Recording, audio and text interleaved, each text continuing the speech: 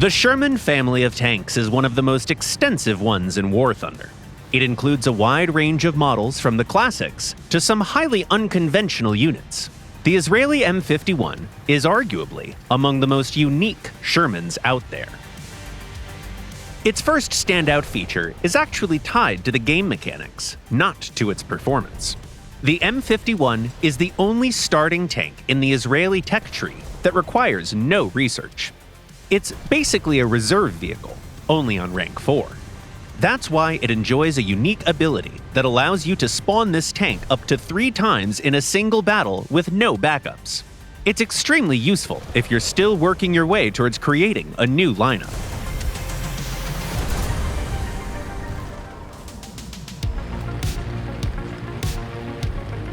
The second unique trait of the Israeli Sherman is its armament. Unlike the classic American version, this one sports a long-barreled 105mm cannon. The gun has both obvious advantages and inevitable flaws.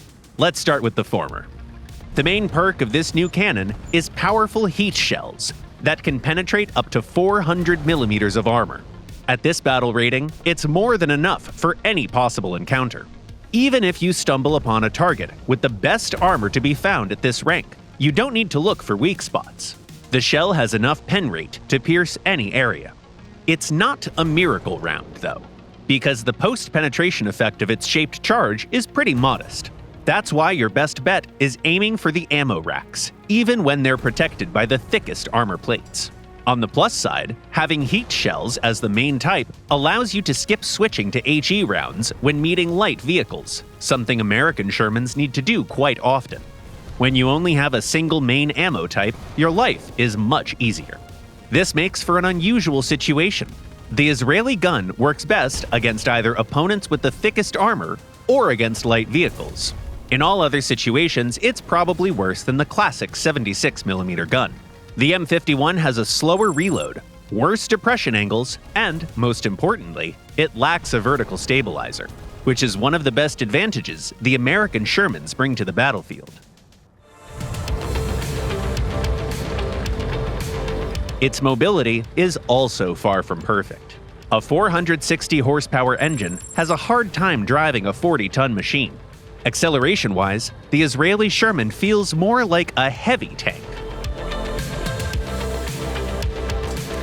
Although that impression only lasts until the vehicle is hit with incoming fire. You see, its armor can hardly save it from anything. Add to that a tight internal layout and capped shells being widespread among the opponents, and your chances of being one-shot are very high. It's hard to call the M-51 a medium tank. Its usage is completely different from regular Shermans, which becomes clear as soon as you take it to battle.